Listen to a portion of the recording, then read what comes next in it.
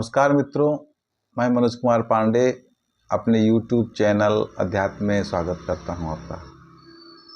आज का विषय है ढोल गंवार शूद्र पशुनारी सकल ताड़ना के अधिकारी। ये तुलसीदास के श्री रामचरितमानस की चौपाई है। इस पे बड़ा विवाद होता है।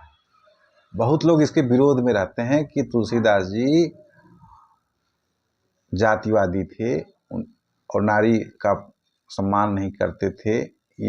ये सब उनके ऊपर आरोप लगाते हैं। इनके बचाव में लोग कहते हैं कि नहीं, वहाँ पे लोग गलत अर्थ निकालते हैं। तुलसीदास जी किसी जाति का विरोध नहीं कर रहे हैं, अपमान नहीं कर रहे हैं, नारी का अपमान नहीं कर रहे हैं। ये गलत, उनके बचाव में लोग तर्क देते हैं कि भाई वहाँ पे वो ताड़ना के लिए मतलब जो शब्द है उसको बोलते हैं कि इसका अर्थ शिक्षा देना है, न कि दंडित करना। बचाव में लोग ये आते हैं। मेरा तो कहना है कि भाई पहले तो उस संदर्भ को आप पढ़ो। तुलसीदास का ये श्री रामचरितमानस में सुंदरकांड में आती है चौपाई। जब राम जी समुद्र की उपासना करते हैं 3 दिन, मुझे रास्ता दे दो, वो नहीं सुनता, विनती सुनता नहीं, तब वो क्रोधित हो जाते हैं। तो लक्ष्मण से मंगाते हैं धनुष बाण अपना और संधान करते हैं बाण का, उसे मारना जला देना चाहते हैं।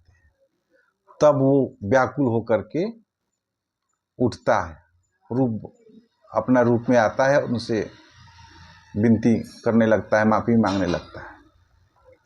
उसमें वो चौपाई में पहले आती है, प्रभु भल कीन्ही मोहि सिख दीन्ही, मर जादा पुण्य तुम्हारी कीन्ही।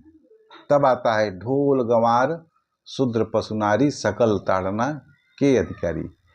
हे भगवान, आपने भल किया, अच्छा किया जो मुझे दंड दिया, या सीख दीना का मतलब यहाँ पे दंड देना ही है। वो दंडित ही तो कर रहे थे, तो तीर चलाए थे क्या? तीर उसको मारने के लिए, तो समुद्र को सोखने के लिए तो धनुष बाण उठाए थे कि उसको नहीं उसको ताड़ना के लिए, या दूसरे शब्द का जो बचाव में लोग आ जाते हैं, उसको ज्ञान देने के लिए। उसको ज्ञान देने का तरीका यही है। यहाँ पे ये जो ताड़ना है ना, यहाँ पे दंडित करने के लिए तो उठे थे श्री राम जी। तो वो यहाँ ये कह रहा है कि आपने अच्छा किया, लेकिन ये भी वो बता रहा है कि ये जो मर्यादा, ये आपकी ही मर्यादा दी हुई है, सबका स्वभाव आपने ही बनाया है। तो मैं जड़ हूं, मैं ऐसे नहीं सुनूंगा। समुद्र, यहाँ पे तुलसीदास नहीं कह रहे, समुद्र कह रहा है। तो समुद्र कैरेक्टर है वहां पे, जड़ का वो पात्र है। तुलसीदास थोड़ी ना कि किसी को दंडित कर रहे हैं या किसी को मारने की बात कर रहे हैं। वो कथा में आ रहा है कि भगवान राम से क्रोधित हुए हैं, उसको भाई हम 3 दिन से तुम्हारी तपस्या कर रहे हैं, तुम हमारी सुनवाई नहीं कर रहे हो। तब वो कह रहा है मैं जड़ हूं, मेरा ये स्वभाव ही है। बिना भय के, बिना दंडित किए हुए मुझे ज्ञान नहीं आएगा। इसके पहले भी है चौपाई, काटे पे कदरी परे कोट जतन को सींच, विनय मान खगे सुन डांटे पे नौ नीच। जो नीच होता है, वो विनय नहीं मानता है, बिना डांटे, बिना भयभीत किए। तो चौपाई में उधर दोहा आता है, उसके पहले आता है, इसी संदर्भ में आ रहा है सब। अब पढ़ो तो उदंडित करने का ही बात लिखा जा रहा है यहाँ पे। यहाँ जो कहा जा रहा है ना, ताड़ना के और भी अर्थ होते हैं। लोग कहते हैं बस ताड़ना क्या, समझना। यहाँ समझने की बात नहीं है, दंडित करने की ही बात है। लेकिन कहीं गलत नहीं है तुलसीदास जी। किसी जाति विरोधी वो बात वो नहीं कर रहे हैं। जो अगली चौपाई दे रहे हैं उसके समर्थन में बात रख रहे हैं। ढोल गंवार शूद्र पशुनारी सकल ताड़ना के अधिकारी। ढोल बगैर पीटे बजेगा नहीं, सच बात है, वो पीटा ही जाएगा। अपमान करने के लिए थोड़ी ढोल पीटा जाएगा, उसका तो बिना पीटने से बजेगा ही नहीं। गंवार होता है, गंवार को आप क्या कहोगे?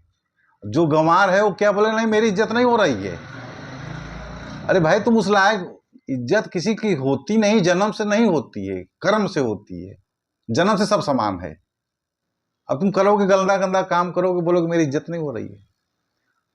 अरे इज्जत एक जूता जूता कहे कि मैं मुझे सर पे नहीं पहनाया जा रहा है, मेरे साथ बहुत अन्याय हो रहा है। मुकुट को देखो सर पे रखा जा रहा है, टोपी को देखो सर पे रखा जा, अभी वो आकर वो कहने लगे जूता कि नहीं ये गलत बात है मेरे साथ। अरे अपमान, तुम्हारा ये काम है, जूता का काम पैर में पहनने का है, न कि अपमान करने के लिए जूता थोड़ी पैर में पहना जाता है। ऐसा बनाया गया है जूते को भाई पैर में पहनने के लिए। अब तुम खुद जूता हो तो कोई क्या करे। शूद्र का मतलब यहाँ क्या है? शूद्र मतलब जात की बात नहीं है, ये वर्ण व्यवस्था वाला शूद्र भी नहीं है। शूद्र क्षुद्रता से बना है, जो क्षुद्र विचार का होगा, निम्न कोटि का होगा, किसी भी वर्ण में हो, उसके लिए कहा है। उसके लिए वो दंड का ही अधिकारी है। क्षुद्र है ना, यहाँ पे कह रहे हैं ना कि मर्यादा, आपने ही मर्यादा ऐसे दी दी, तो वो समझाने से भी नहीं समझता। उसके बहुत संकुचित जो संकीर्ण विचार होगा, वो घटिया सोच का होगा, उसके साथ क्या करोगे? नहीं, उसकी बहुत इज्जत करने से वो बात मान जाएगा क्या? वो तो 3 दिन तो इज्जत तो कर ही रहे थे भगवान राम, 3 दिन कर रहे हैं तपस्या।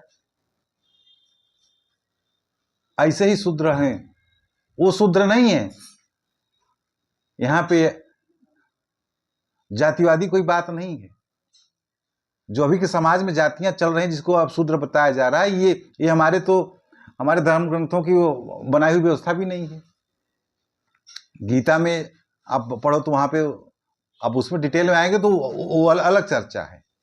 शूद्र इसको नहीं कहा जाता जो है, जो वर्ण व्यवस्था की आप बता रहे हो। जन्म से कोई ब्राह्मण नहीं होता, कोई क्षत्रिय नहीं होता, कोई शूद्र नहीं होता, वैश्य नहीं होता, ऐसा कुछ नहीं है। हमारा धर्म ग्रंथ, हमारा जो वेद है, हमारा उपनिषद है, वो कहीं ये बात आती ही नहीं है। वो सब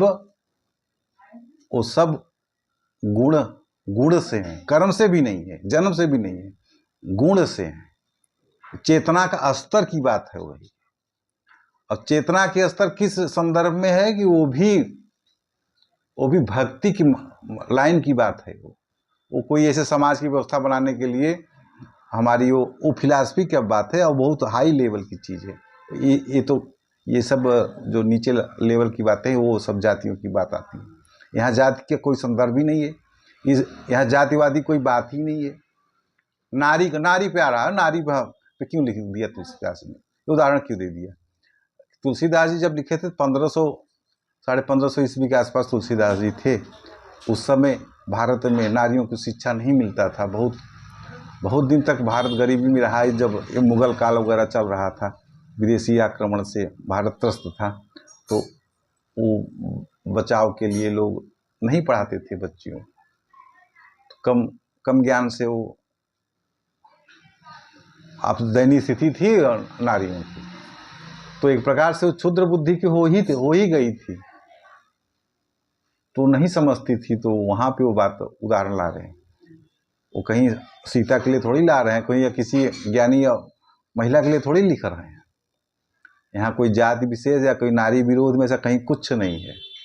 हाँ, लेकिन ये ऐसा भी नहीं है कि वो मारने के लिए, दंडित करने के लिए नहीं लिख रहे हैं। जो बचाव कर वो भी गलत बोल रहा है, जो मान रहा है ये जातिवादी है वो भी गलत है। इसको समझने की विषय है भाई। जो शूद्र है, जो ढोल है, जो गंवार है, मैनर नहीं है बिल्कुल।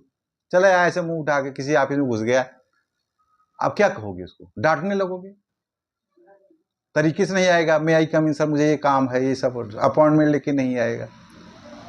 जिसको मैनर नहीं है वो गंवार है। गंवार मतलब बुरा नहीं है, उसको मैनर नहीं मालूम। जिसके पास मैनर नहीं है वो जगह जगह गलतियां करेगा, लोगों के सामाजिक तौर तरीके उसको नहीं मालूम रहता है, उसका अपमान होगा ही। तो वहां ये गंवार के लिए ये है। शूद्र के लिए मैं बता दूं, क्षुद्र बुद्धि वाला ही। पशु को क्या कहोगे आप? पशु को मेरी इज्जत नहीं कर रहे हो? अच्छा, पशु की इज्जत करके क्या आपकी व्यवहारिकता में आता है क्या वो? भाई पशु को क्या है इज्जत? अपमान थोड़ी किया जा रहा है पशु को। अब पशु को आप काबू में कर रहे हो, अपने यहाँ रख रहे हो, पाल रहे हो, दूध ले रहे हो, उसे काम करा रहे हो, वहां पे वो भाई उनकी चेतना स्तर बहुत नीचे की है पशु की। वो बहुत चीजें नहीं समझती है, गुस्से में हो जाएगी, मार देगी, ऐसे करेगी, वो करे। अब क्या करोगे? वहां दंडित नहीं करोगे पशु को? पशु को भी मारा जाता, दंडित किया जाता है। तो गलत बात उन्होंने कहीं नहीं लिखा है, दंडित करने के लिए ही लिखा है। ये भी नहीं है कि नहीं उन्होंने इस विषय के लिए। भाई इसका पढ़ो तो दंडित करने के लिए तुलसीदास लिख रहे हैं, पूरी ऊपर से पढ़ो समझो। मैं बता दिया इसमें, और गलत भी नहीं है। आप क्यों अपने आप को शूद्र मानते हो? आप क्षुद्र बुद्धि का क्यों मानते हो? भाई आप अपना अपना ज्ञान बढ़ाओ, अपना ऊंचाई लाओ, कौन मना कर रहा है? इस पे अगर आप कोई मेरे विचार से सहमत न हो तो बोलिए, मैं बताता हूँ उसके विषय में, उत्तर दूंगा। धन्यवाद।